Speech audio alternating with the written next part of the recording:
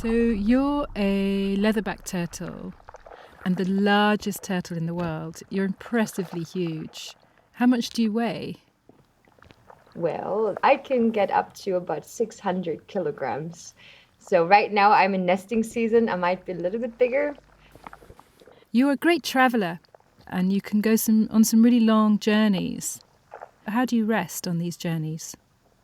Sometimes if I get really, really tired, I do rest on the water surface and I love letting the sun warm up my body.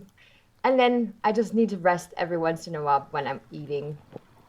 You're also a really good diver. You can dive quite deep. How do you breathe down there?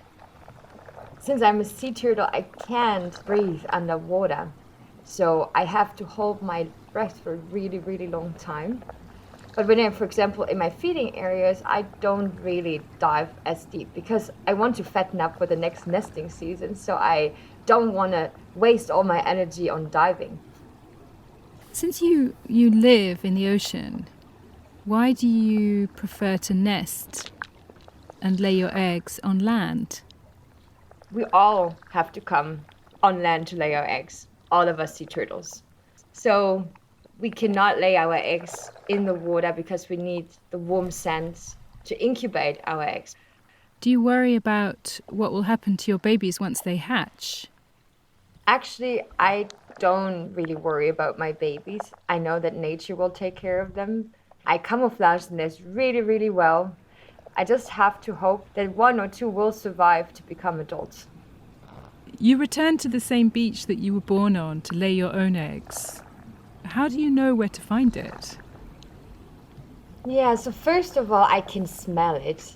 And I can also sense the Earth's magnetic field. So I have pretty much a map inside of my head that helps me to get to the beach. What's the worst thing you've found in the ocean? The very first time I ate plastic, I was appalled because it looked like a jellyfish, and I was very much looking forward to eating this juicy jellyfish. And when I bit into it, it was just plastic. And then I tried to spit it out, and I couldn't because it got stuck in the spines that I have in my throat. And so I had to swallow it. But luckily, it kind of went out the other end and didn't cause any more harm. Do you have any predators? Well, when I was little, I had many, many, many predators. And so I swam really, really, really fast into the open ocean currents and ate as much as I could to grow really big, really fast. So most fish couldn't swallow me. And now, as an adult, there's not that many predators anymore. And what's your favourite food? Yeah, my favorite food in the world are jellyfish.